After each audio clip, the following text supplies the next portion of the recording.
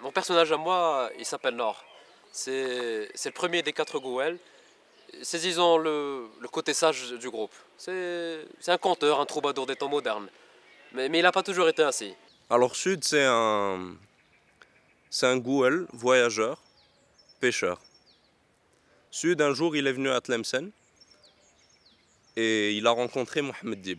C'est l'Ouest, le larbin de notre pièce, un lait qui nous parle. Je suis un des Gouel. Est est écrivaine, mais surtout Gouela, très engagée. Dieu vous garde, gens de bien. Ce n'est pas la bonne humeur qui manque. Nous sommes dans la force de l'âge. Robuste, sain d'esprit. Que faut-il de plus? Est a longtemps vécu en exil avant de s'immiscer dans cet engagement sociétal. Mais il faut savoir aussi par où tout a commencé. Est a vécu dans une famille et une société très condamnée par les habitudes et qui ne pratiquait pas la réflexion. C'était un journaliste avec une conviction innée pour la parole, pour la vérité, pour l'information. Mais on va dire qu'il fut réduit au silence pour excès de parole. Et ne pouvant plus rester dans un endroit où il ne pouvait ni parler, ni transmettre la vérité, il choisit l'exil comme vie. Et c'était ça le début, c'était ça le début de sa croisade en tant que Gouel. Braves gens, les mots nous réunissons cette journée d'éveil. Mais pas n'importe quel mot. Ou plutôt, pas de n'importe qui. Nous allons vous transmettre la parole juste d'un sage qui a traversé le siècle et qui a témoigné. Il a témoigné de l'oppression et de la paix. D'une oppression qui se voulait civilisatrice et d'une paix qui aurait pu être plus en paix. Il a témoigné du voyage, où se mêlent pérégrination et exil. Il a témoigné de l'autre, cet autre qui peut être différent et semblable, effrayant et fraternel. Il a créé un mot nouveau, une langue nouvelle, pour témoigner de lui, de sa place, de son époque, pour témoigner de vous.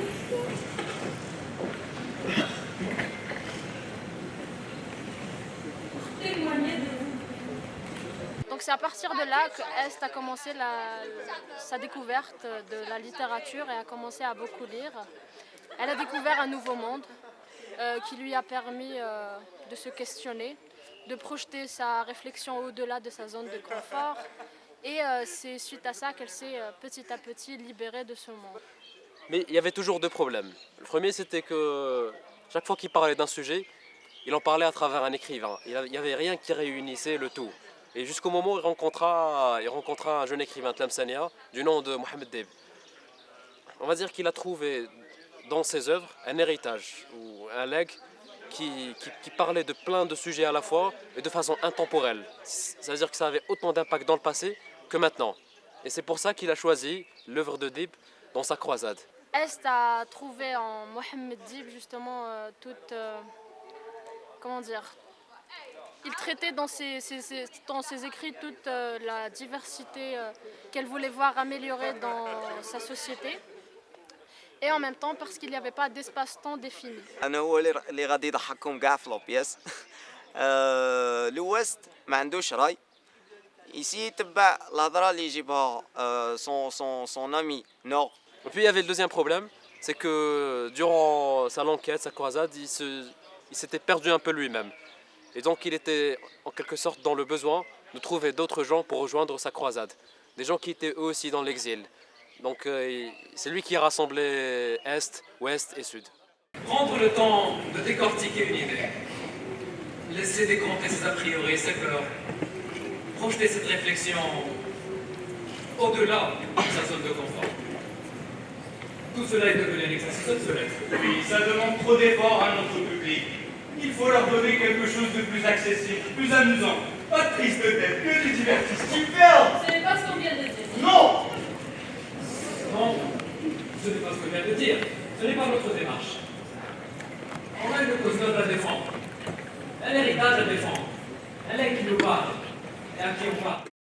je me suis senti libéré de la responsabilité de donner un document devant l'énorme quantité de témoignages qui ont été accumulés depuis quelques années. Donc, un écrivain ne se sentait, enfin, moi en particulier, je ne me sentais plus tenu de donner un document, un témoignage, que je me suis senti libéré, en somme, de cette obligation. Il m'a semblé indispensable d'élargir l'horizon, mon horizon littéraire, et un approfondissement, en somme, de la méditation, introduire une dimension poétique. Notre malheur est si grand qu'on le prend pour les conditions naturelles de notre peuple. Il n'y avait personne pour en témoigner, personne pour s'y défendre. C'est du moins ce que nous croyons. Et il se trouve des hommes qui en discutent, qui le désignent du doigt. Le mal est là. Je pense que c'est un personnage caricatural. Il renvoie avec le grand révolutionnaire. On peut même, si on pousse les choses, voir Che Guevara ou l'a fait. Oui, voilà. Et c'est quelqu'un, il est inspiré d'un révolutionnaire tlemcenien qui a existé en vrai. Hamid, c'était un politicien instruit qui essayait de réveiller les consciences. Mon personnage, c'est le mec qui en a ras-le-bol, mais en même temps, il se dit qu'il ne peut rien faire, ou c'est comme ça, ou c'est la dunya. Mais justement, la rencontre avec Hamid Serraj va provoquer le déclic. Avec le déclic, il va se dire que oui, peut-être c'est possible. Oui, ça c'est une cause pour laquelle j'ai envie de me battre. Hamid va avoir les bons mots, les bons arguments pour la chose. Ou à la fin, on va adhérer à sa révolution. لو باساج تاعي توجور يجيب السبه اللي جاو من قبله يقول باللي انا زعما من وقت جدودنا وحنا عايشين بهاد الخدمه اللي Oui, c'est ça, parce que on se dit que c'est notre condition naturelle. حنا تزادينا هكا حنا درناها هما اللي جاو من قبلنا هما اللي داروا هاد الصوالح. Exactement, حنا تزادينا asservis, donc pourquoi ça changerait? Oui. Mais en fin de compte, on se rend compte que non. Espace, forme et limite nous sont communs. Ce qui est en nous se retrouve en elle. Et il est déjà terrible qu'on puisse tirer de soi tant de ressources, y tendre tant de pièges, creuser tant de sable, ouvrir tant de couloirs. Tout le monde est dans le bain. Même toi, si ça peut te faire plaisir, il n'y aura pas de prisonniers. Il va en poulet!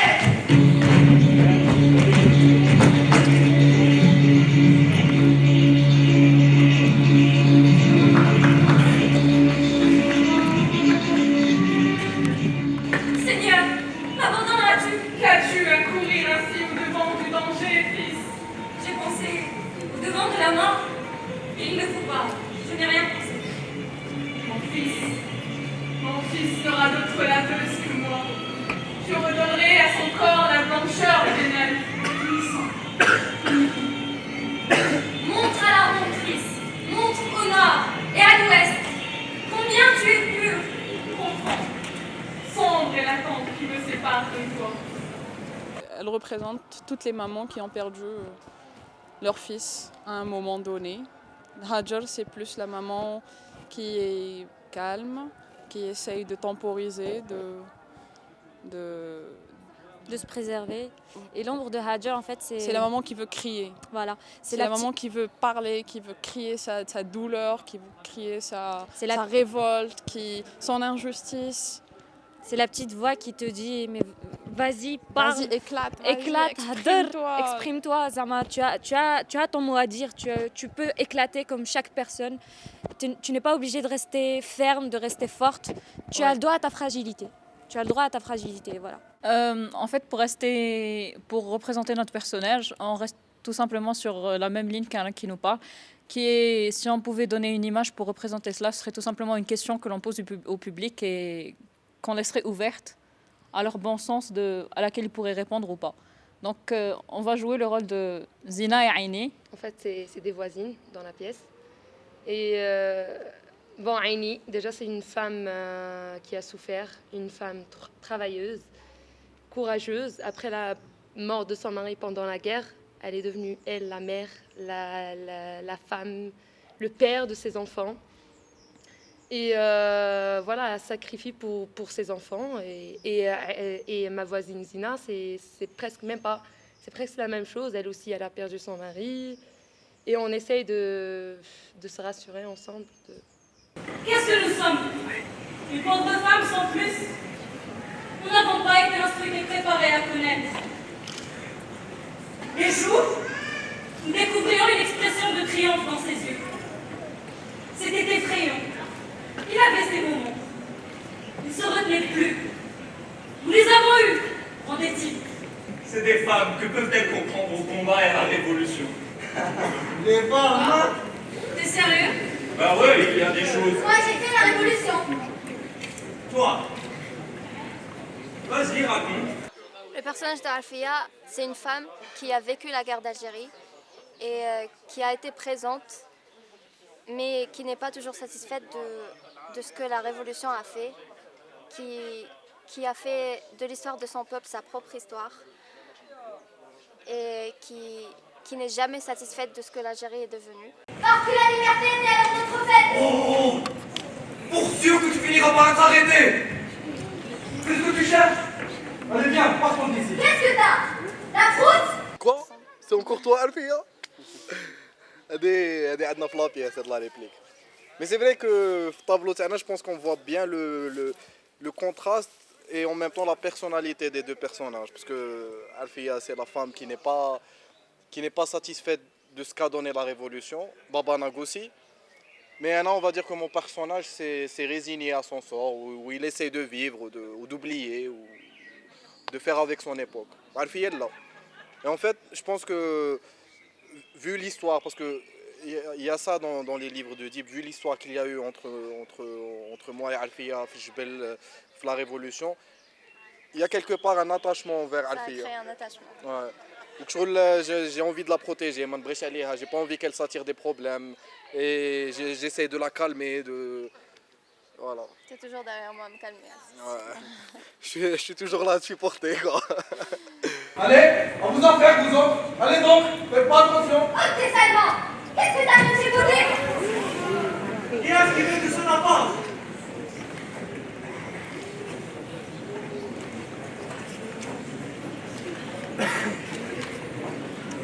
Comment? C'est encore toi, Akio?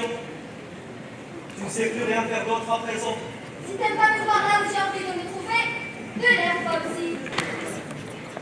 Les femmes, c'est un problème. C'est la moralité. Quand elles se mettent des affaires réservées aux hommes, ça devient rapidement n'importe quoi. Les affaires réservées aux hommes. Tu causes sérieux là? Tu vas pas t'y mettre toi aussi. Alors pour ce qui est de mon personnage, je joue le rôle d'une femme révoltée, une femme qui veut prouver qu'elle a sa place dans la société et qu'elle est l'égale de l'homme. Elle n'a pas peur de faire face aux hommes et de s'imposer, et elle fait tout pour redonner confiance aux femmes et pour pas qu'on les écrase. Les Algériennes, il leur suffit d'être les femmes qu'elles sont, de s'en tenir à ce qu'elles ont à faire. Elles se retrouvent révolutionnaires. En fait, Yamina est associée à 2 autres femmes. Nous formons un groupe de 3 femmes et chacune est différente à sa façon, mais ce qui nous lie, c'est que nous avons un seul but. Nous voulons que la femme ait la valeur qu'elle mérite, que la femme ait toute l'importance qu'elle mérite dans notre société, dans la vie de tous les jours, et qu'elle soit en égalité avec l'homme. Moi qui parle, Algérie, peut-être ne suis-je que la plus banale de tes femmes, mais ma voix ne s'arrêtera pas de les plaines et montagnes.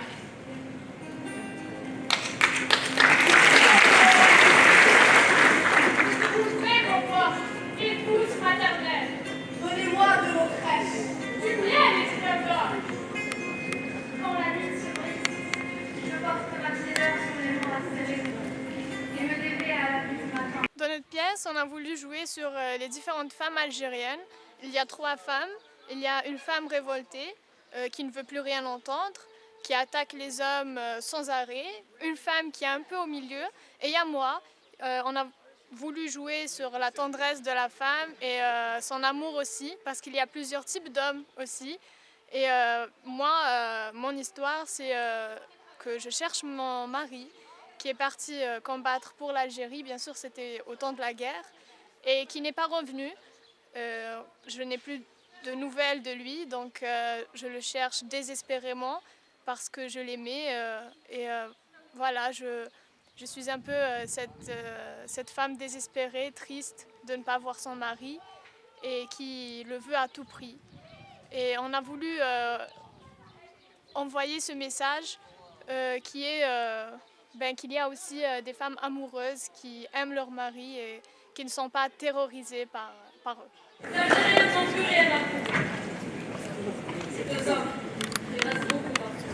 Ah, la prochaine fois. Et c'est bon. Les femmes, hein?